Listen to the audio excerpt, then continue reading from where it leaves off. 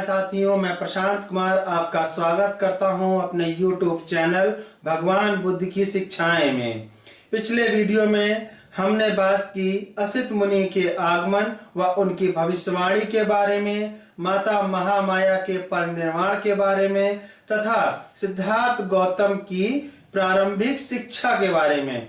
आज हम बात करने वाले हैं सिद्धार्थ गौतम के प्रारंभिक लक्षणों के बारे में तथा उनके विवाह के बारे में। जब कभी सिद्धार्थ अपने पिता के खेतों में जाते तो वहां कोई काम नहीं होता तो किसी एक स्थान में जाकर आनापान विपस्सना का अभ्यास करने लगते। उनके मानसिक विकास के लिए सभी प्रकार की शिक्षाएं तो दी जा रही थीं, किंतु उन्हें एक क्षत्रिय के योग्य सैनिक प्रशिक्षण प्रदान करने में भी कोई कसर नहीं छोड़ी जा रही थी। शुद्धोधन को इस बात का पूरा ध्यान था कि कहीं ऐसी गलती ना हो पाए कि सिद्धार्थ के मानसिक गुणों का ही विकास ना हो और वह पौरुष में पिछड़ जाए। सिद्धार्थ स्वभाव से कारुणिक थे। वह यह पसंद नहीं करते थे कि एक मनुष्य दूसरे मनुष्य का शोषण करे। एक बार वे अपने कुछ मित्रों सहित अपने पिता के खेतों पर गए। वहां उन्होंने देखा कि मजदूर खेत जोत रहे हैं, बांध बांध रहे हैं और पेड़ काट रहे हैं, किंतु तपती धूप में उनके तन पर पूरे कपड़े नहीं हैं। वह उस दृश्य से द्रवित हो उठे। उन्होंने अपने मित्र से कहा, क्या यह उचित है कि एक मनुष्य दूसरे मनुष्य का शोषण करे? यह कैसे ठीक हो सकता है कि मजदूर कठोर परिश्रम करे और मालिक उसकी मजदूरी के फल से गुलछर्रे उड़ाए?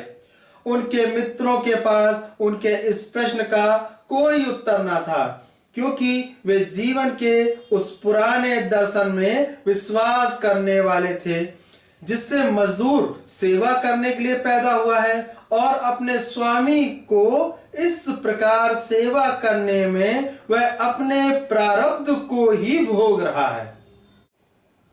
शाक्य लोग वक्र मंगल नाम का एक उत्सव मनाया करते थे। धान बोने के प्रथम दिन मनाया जाने वाला यह एक ग्रामीण पर्व था। प्रथा के अनुसार उस दिन हर शाक्य को स्वयं अपने हाथों से हल जोतना होता था। सिद्धार्थ हमेशा इस प्रथा का पालन करते और अपने हाथों से हल चलाया करते। यद्यपि वह विद्वान थे, फिर भी उन्हें शारीरिक श्रम से तनिक भी घृणा न थी। वे वीर योद्धा वर्ग से संबंधित थे और उन्हें धनुष चलाने तथा अन्य शास्त्रों का प्रयोग करने की शिक्षा मिली थी, लेकिन वह किसी भी प्राणी को अनावश्यक चोट नहीं पहुंचाना चाहते थे। वे शिकारियों के दल के साथ जाने से मना कर देते थे। उनके मित्र कहा करते थे, क्या तुम्हें शेरों से डर लगता है? वह प्रत्युत्तर देते, मैं जानता हूं कि तुम शेरों के मारने के लिए नहीं जा रहे हो। तुम हिरण तथा खरगोश जैसे निर्दोष जानवरों को मारने जा रहे हो। शिकार के लिए ना सही, कम से कम यह देखने के लिए तो आओ कि तुम्हारे मित्रों का निशाना कितना अचूक है। सिद्धार्थ इस तरह के निमंत्रण को यह कहकर अस्वीकार कर देते कि मैं निर्दोष पशुओं का वध होते देखना पसंद नहीं करता। सिद्धार्थ की इस प्रवृत्ति से महाप्रजापति गौतमी बहुत चिंतित थी। वह उनके साथ तर्क करते हुए कहती हैं, तुम भूल गए कि तुम एक क्षत्रिय हो और लड़ना तुम्हारा कर्तव्य है। युद्ध कौशल तो शिकार के माध्यम से ही सीखा जा सकता है, क्योंकि शिकार करके ही तुम सीख सकते हो कि किस प्रकार ठीक ठीक निशाना लगाया जा सकता है। योद्धा के लिए शिकार ही प्रशिक्षण भूमि है। सिद्धार्थ बहुधा गौतमी से पूछा करते थे, लेकिन मां, क्षत्रिय को क्यों लड़ना चाहिए? और गौतमी उसका उत्तर दिया करती थी, क्योंकि यह उसका कर्तव्य है। सिद्धार्थ उनके उत्तर से कभी संतुष्ट नहीं होते थे। वह गौतमी से पूछा करते थे, मां, यह बताओ कि एक मनुष्य का यह कर्तव्य कैसे हो सकता है कि वह दूसरे मनुष्य को मारे? गौतमी तर्क देती, यह मनोवृत्ति एक सन्यासी के लिए ठीक हो सकती है, लेकिन एक क्षत्रिय को तो अवश्य ही लड़ना चाहिए। यदि क्षत्रिय नहीं लड़ेगा तो राज्य की सुरक्षा कौन करेगा? लेकिन मां, यदि सब क्षत्रिय परस्पर एक दूसरे से प्रेम करें तो क्या बिना किसी को मारे वे राज्य की सुरक्षा नहीं कर पाएंगे? इस पर गौतमी उन्हें उनके ही निर्णय पर छोड़ देती हैं। वह साथियों को अपने साथ बैठकर ध्यान हेतु प्रेरित करने का प्रयास करते। वह उन्हें बैठने का ठीक तरीका सिखाते। वे उन्हें एक विषय पर अपना चित्त एकाग्र करना सिखाते। वह उन्हें ऐसे विचारों को चुनने के लिए कहते जिससे मैं प्रबोधित हूँ, मेरे संबंधी प्रबोधित हूँ, समस्त पशु पक्षी प्रबोधित हूँ। लेकिन उनके मित्र इन बातों को गंभीरता से नहीं लेते थे। वे उनकी हंसी उड़ाते थे। उनके माता पिता को उनका इस प्रकार एक पक्षीय ध्यान अच्छा नहीं लगता था। उन्हें लगता था कि वह एक क्षत्रिय जीवन के सर्वथा विपरीत हैं। अर्थ का विश्वास था कि ठीक विषयों पर चित्त की एकाग्रता विश्वव्यापी मैत्री भावना को विकसित करती है। वह स्वयं को सही सिद्ध करते हुए कहते हैं, जब भी हम प्राणियों के बारे में विचार करते हैं तो हमारा आरंभिक जीवन चिंतन भेदभाव के साथ होता है। हम मित्रों को पशुओं के भिन्न कर लेते हैं। हम जंगली पशुओं को अपने पालतू पशुओं से भिन्न कर लेते हैं। हम अपने मित्रों और पालतू पशुओं से प्रेम करते हैं और अपने शत्रुओं तथा जंगली पशुओं से घृणा करते हैं। इस विभाजन रेखा से हमें ऊपर उठना चाहिए और हम ऐसा तभी कर सकते हैं जब हम अपने चिंतन में व्यवहारिक जीवन की सीमाओं से ऊपर उठ जाएं। ऐसी थी उनकी तार्किक प्रवृत्ति। उत्कृष्ट कारुणिक भावना उनके बचपन की विशेषता थी। एक बार वे अपने पिता के खेतों पर गए। विश्राम के समय में एक वृक्ष के नीचे बैठे हुए आराम कर रहे थे और प्राकृतिक शांति और सौंदर्य का आनंद ले रहे थे। जब इस प्रकार बैठे थे तभी आकाश से एक पक्षी ठीक उनके सामने आकर गिरा। पक्षी को एक तीर मारा गया था जो उसके शरीर में घुस गया था और इस कारण वह पक्षी तड़प रहा था। सिद्धार्थ पक्षी की सहायता के लिए दौड़ पड़े।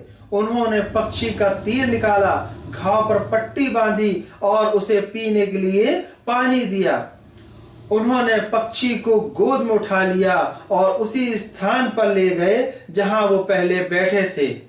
उन्होंने अपने ऊपरी वस्त्र में पक्षी को लपेट लिया और उसे गर्मी देने लगे, अपनी छाती से लगा लिया। सिद्धार्थ को आश्चर्य हो रहा था कि इस निर्दोष पक्षी को किसने मारा होगा। थोड़ी देर में उसका फुफेरा भाई देवदत्त वहां आ पहुंचा। उसके पास शिकार के सभी हथियार थे। उसने सिद्धार्थ से कहा कि उसने एक उड़ते हुए पक्षी को तीर चलाया था। पक्षी घायल हो गया था, किंतु कुछ ही दूर उड़कर वह यहीं कहीं गिर गया। उसने सिद्धार्थ से पूछा, क्या तुमने उसे देखा है? सिद्धार्थ ने हाँ कहकर उत्तर दिया और उसे वह पक्षी दिखाया जो अब पूरी तरह से स्वस्थ हो चुका था। देवदत्त ने मांग की कि पक्षी उसे दे दिया जाए। सिद्धार्थ ने पक्षी देने से इनकार कर दिया। दोनों में घोर विवाद होने लगा। देवदत्त ने तर्क दिया कि वही पक्षी का मालिक है, क्योंकि शिकार के नियमों के अनुसार जो पक्षी को मारता है पक्षी उसी का होता है। सिद्धार्थ ने नियमों की वैधता को अस्वीकार कर दिया। उन्होंने तर्क दिया कि जो किसी की रक्षा करता है वही उसके स्वामित्व का दावा कर सकता है। भला मानने वाला किसी का स्वामी कैसे हो सकता है? दोनों में से एक भी पक्ष झुकने के लिए तैयार न था। मामला मध्यस्थ निर्णय के लिए न्यायालय तक पहुंचा। न्यायालय ने सिद्धार्थ के पक्ष में निर्णय दिया।